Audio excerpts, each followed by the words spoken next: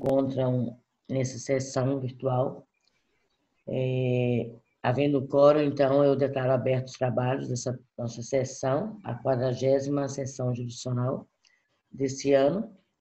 Em sessão virtual, registro a presença do eminente desembargador Elcio Mendes, vice-presidente corregedor da nossa corte, e os membros que compõem a nossa corte, o juiz, o nosso decano, Armando Dantas Júnior, o juiz Erle Brasil, o juiz Marcelo Carvalho, a juíza Mirla Regina e o juiz Marcelo Chaves. E, para nossa satisfação, se encontra conosco o procurador regional eleitoral, o Dr. Piazinski. Eu, então, declaro abertos os trabalhos. Aprovo, então, a ata da sessão anterior. Foi encaminhada a Vossas Excelências pelo e-mail. E não havendo nenhum óbice, eu aprovo a ata da nossa sessão, que ocorreu na terça-feira passada. E eu peço, então, à nossa secretária judiciária que apregoe, então, o processo, é o único processo que nós temos, uma prestação de contas. Eu solicito à nossa diretora judiciária, então, que apregoe o processo nesta data. Luciana, pois não. Apregou nesse momento, processo pautado para esta data, prestação de contas número 060-0977, dígito 77 de 2018, relator juiz Erley da Luz Brasil, requerentes democratas, DEM, o seu diretório estadual, Adriana Michele de Araújo Miranda e Alan Rick Miranda. Advogados, Adair José Longini e Pascal Aboucalil. Assunto, eleição 2018, prestação de contas, partido político, órgão de direção estadual, diretório estadual do Democrata. É o feito desta data. Pois não, Luciana, então eu concedo a palavra ao eminente relator, doutor Erley. Pois não, doutor. Excelentíssima senhora presidente, excelentíssimos senhores membros da corte, excelentíssimo senhor procurador regional eleitoral, senhores servidores públicos, passo a leitura do relatório. Trata-se de prestação de contas de campanha apresentada pelo Diretório Estadual do Partido Democratas, relativas às receitas e despesas realizadas no pleito eleitoral de 2018. Publicado o edital para conhecimento público das contas apresentadas pela agremiação partidária, com possibilidade de publicação no prazo de 3 dias, não houve manifestação por parte do partido, coligação, Ministério Público ou qualquer outro interessado. Ato contínuo, a documentação ofertada foi submetida à análise técnica da COSIM, tendo esta verificado a presença de algumas inconsistências. As falhas encontradas e que não foram sanadas são as seguintes: descumprimento da norma que determina a entrega à Justiça Eleitoral no prazo de 72 horas dos relatórios financeiros de doações recebidas, a apresentação intempestiva da prestação de contas, não aplicação da cota de 30% dos recursos do fundo partidário, no tocante às candidaturas femininas.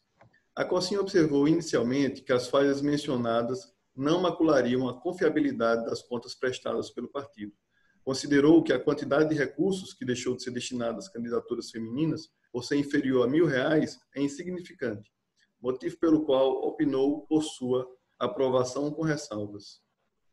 O órgão do Ministério Público Eleitoral entendeu não aplicável o princípio da insignificância à não observância do percentual mínimo de recursos destinados a candidaturas femininas, opinando pela desaprovação das contas. O processo foi pautado para julgamento no dia 6 de novembro de 2019.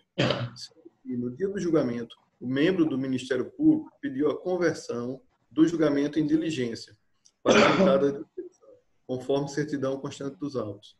O Ministério Público apresentou, então, petição em que ratifica o pedido de desaprovação das contas, acrescentando que, segundo investigação em curso, o DEM estaria envolvido em um esquema de candidaturas femininas de fachada e desvio dos respectivos recursos de cota para outros candidatos afins. Apontou ainda um erro de cálculo feito pela COSIM, no tocante ao percentual utilizado para candidaturas femininas. A petição foi instruída com cópia de inquérito policial. Os autos foram remetidos à COSIM, que, revendo seu posicionamento anterior, retificou os cálculos, no tocante aos recursos utilizados em candidaturas femininas, manifestou pela desaprovação das contas, por entender que o percentual de recursos não utilizados na referida ação afirmativa foram significantes. O prestador de contas se manifestou em seguida, afirmando quanto aos documentos relacionados a esquema de candidaturas de fachada, que são fatos alheios à presente ação e que serão apreciados pelo competente. Quanto à destinação de recursos para participação feminina, ratifica o cálculo feito pela COSIM, confirmando ser de R$ 10.530 o valor do fundo partidário utilizado em campanha. Todavia, entende que não houve infração ao valor mínimo destinado às candidaturas femininas. Isso porque a lei afirma que o percentual a ser considerado para candidaturas femininas é apenas o valor destinado ao financiamento das campanhas eleitorais. No caso, o partido sustenta que destinou apenas R$ 3.600 para seus candidatos, sendo que destes, 1.200, 33,33% foram para candidaturas femininas, na forma de doação estimável em dinheiro, serviços de advocacia, restando cumprido o percentual mínimo.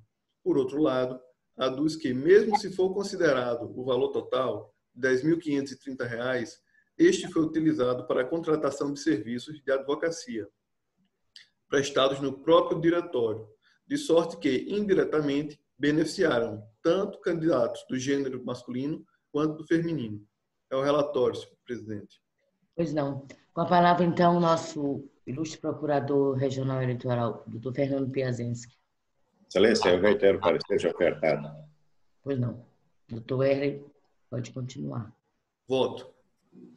O dever de prestar contas possui assento constitucional, sendo regido, no que toca às contas de pleitos eleitorais, pela Lei Federal 9.504/97 e pela Resolução TSE número 23553 de 2017.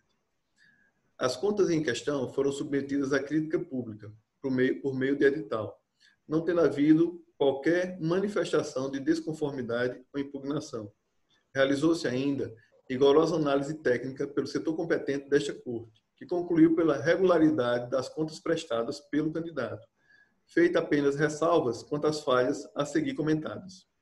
Quanto à intempestividade da apresentação de contas, trata-se de falha primordialmente formal, que, no caso concreto, não prejudicou a análise realizada pela Justiça Eleitoral, conforme reconhecido pela unidade técnica. Quanto à inobservância dos prazos para divulgação das doações recebidas, não foi possível a realização concomitante de análise e verificações, prejudicando a transparência durante o processo eleitoral. Todavia, ao final, não foi identificada situação derivada dessa inobservância que demandasse a desaprovação das contas. No que diz respeito à não aplicação em candidaturas femininas do percentual mínimo dos recursos do fundo partidário, alega o prestador de contas que a totalidade dos recursos, a saber, R$ 10.530, foi utilizada tão somente para a contratação de serviços advocatícios, os quais, em sua maior parte, prestados ao próprio partido, no valor de R$ 6.630, e em outra parte prestados diretamente aos candidatos, em forma de doação de serviços estimados, no valor de R$ 3.900. Dos valores destinados aos candidatos, ou seja, R$ 3.900, foi definida uma cota de R$ 300 em serviços estimados para cada um. Apesar do dentre lançados 5 candidaturas femininas, uma delas preferiu contratar outra assessoria jurídica. Portanto, o valor doado para candidaturas femininas foi efetivamente de R$ 1.200, e o restante foi utilizado para candidaturas masculinas, a saber, R$ 2.700. As explicações do prestador de contas encontram consonância com as provas dos autos. Com efeito, ao apreciar a documentação respectiva, observa-se que todo o valor do fundo partidário foi aplicado na contratação de serviços advocatícios e que, do total contratado, uma fração foi destinada ao partido e outra aos candidatos, conforme as seguintes rubricas. Assessoria jurídica, doação candidatos. Quantidade, 13. Valor unitário por candidato, R$ 300. Assessoria jurídica do partido, quantidade 1. Valor unitário, R$ 6.630. Aparentemente, o partido, ao doar apenas R$ 1.200 às candidatas femininas, teria lhes destinado apenas 11,39% do total de recursos do fundo partidário utilizado em campanha, violando a regra do percentual mínimo de 30%. Todavia, como explicou, embora tenha destacado R$ 1.200 para candidaturas femininas e R$ 2.700 para as masculinas, aplicou R$ 6.630 em serviços que beneficiaram indistintamente as candidaturas de ambos os gêneros, o que é permitido. Isto porque, embora recursos destinados à participação feminina não possam ser utilizados para financiar exclusivamente candidaturas masculinas, dispõe o parágrafo 7º do artigo 22 da Resolução 23553 de 2017 que o pagamento de despesas comuns a ambos os gêneros pode ser admitida. Cito, então, o artigo 22 da resolução citada. Peço permissão para não ler, porque consta do voto que já foi disponibilizado. Dito de outra forma, se a despesa beneficia simultaneamente tanto o candidato masculino quanto o candidato feminino, essa despesa pode ser computada como fazendo parte da cota de gênero. E a lógica nisso, pois não há sentido em se pagar separadamente despesas comuns. No caso, os serviços advocatícios prestados ao Diretório Regional acabam por beneficiar os candidatos de ambos os gêneros. Um simples exemplo torna fácil a compreensão da situação. Tanto o partido quanto o candidato possuem legitimidade para representar um adversário por propaganda eleitoral irregular, que, aliás, é o tipo de ação que mais movimenta a justiça eleitoral durante o período de eleição, depois dos registros de candidatura. Quando um candidato realiza uma propaganda irregular, ele está prejudicando todos os outros, inclusive os do próprio partido. Em lugar de cada um dos candidatos prejudicados representar contra o candidato infrator, normalmente é o advogado que trabalha para o partido que ajuiza a demanda. E essa ação beneficia tanto candidatos masculinos quanto femininos. Portanto, há de se concluir que o percentual mínimo foi cumprido em sua totalidade. Por fim, no que diz respeito ao alegado envolvimento do DEM em esquema de candidaturas femininas de fachada e desvio dos respectivos recursos de cota para outros candidatos, outros fins, considero que o rito de uma prestação de contas de eleição, de acordo com a resolução TSE 23553 de 2017, não comportaria a análise do tema com a profundidade necessária. A via é, portanto, inadequada. O contraditório sobre tais fatos implicaria uma instrução probatória complexa, oitiva de testemunhas, perícias, etc., e que, em princípio, não encontra guarida na resolução de prestação de contas. Talvez, se a questão fosse de prestação de contas anual, com o recente rito implantado pela resolução TSE número 23604 de 2019, seria possível cogitar-se, mas não em se tratando de prestação de contas de eleição, regida pela resolução TSE 23553 de 2017. É algo assemelhado com o que aconteceu com a prestação de contas da candidata doutora Juliana, por mim relatada. Processo número 0600 892 91 2018 601 0000. No caso, a prestação de contas foi aprovada pelo tribunal, mesmo com a deflagração da Operação Santinhos, porque ela estava formalmente em ordem, sendo feita a seguinte ressalva no voto, que é aplicável ao presente caso. Embora a prestação de contas, no mais, esteja formalmente em ordem, é necessário ressaltar que esta circunstância não impede que seja apurada a materialidade de condutas que violem o ordenamento jurídico, ensejando responsabilização na seara civil e ou criminal, nos termos do artigo 78 da Resolução TSE número 23553 de 2017. Com estas considerações, reputo regulares as contas apresentadas, ressalvando apenas a intempestividade de sua apresentação e a inobservância dos prazos para a divulgação das doações recebidas, de modo que voto pela sua aprovação com ressalvas, o que faço com fundamento no artigo 77, inciso 2º, da Resolução TSE 23553 de 2017. É como voto, senhor presidente. Pois não, juiz Erley. E com a palavra, então, agora o nosso decano, o juiz Armando Dantas, por gentileza. Meus cumprimentos, bom dia a todos. Presidente, eu acompanho integralmente o relator. Pois não, desembargador Elcio. Bom dia, presidente, eminentes pares, saudando na pessoa do nosso decano, doutor Armando Dantas, o nosso procurador, Fernando Piazinski, servidores, hora presente. Eu vou pedir vista desse processo para um melhor exame, respeitando desde já o voto do nobre relator sobre o tema. Eu vou pedir vista, tá, presidente? Pois não, E trarei na próxima sexta-feira. Pois não. Desembargado, doutora Mirla, aguarda o voto visto. Doutor Marcelo, aguarda o voto visto. Doutor Marcelo também? Aguardo também, presidente. Também aguardo. Então, pois não. Então, senhores, eu vou proclamar então como é que ficou o resultado. Após votar o relator, no sentido de aprovar com ressalva as contas de campanha do diretor estadual do Democratas, DEM, pediu vista, então, no que foi acompanhado pelo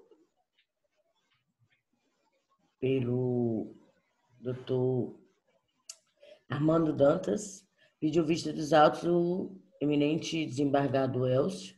Adiante-se, então, o julgamento. Os demais juízes se reservaram a votar após o voto vista.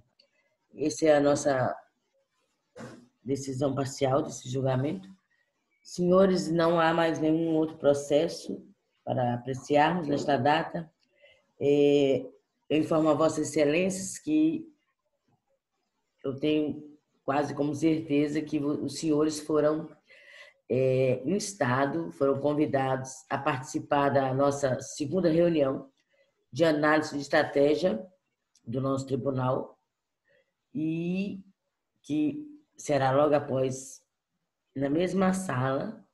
E eu convido Vossas Excelências para participar, então, dessa reunião, segunda reunião do nosso Comitê Estratégico do Tribunal, ao longo desse estratégia para 2020 e 2021.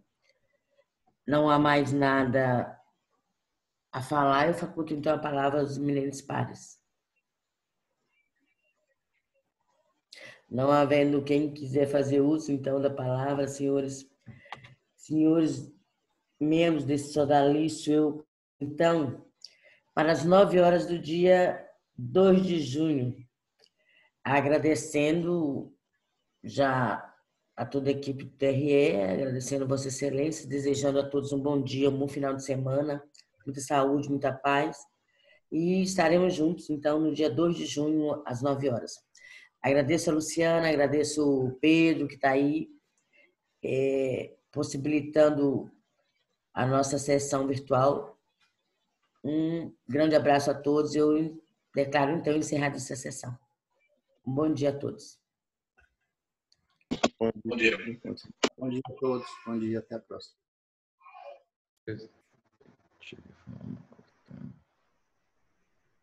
É nessa mesma sala que vai ser a reunião, Luciana? Isso.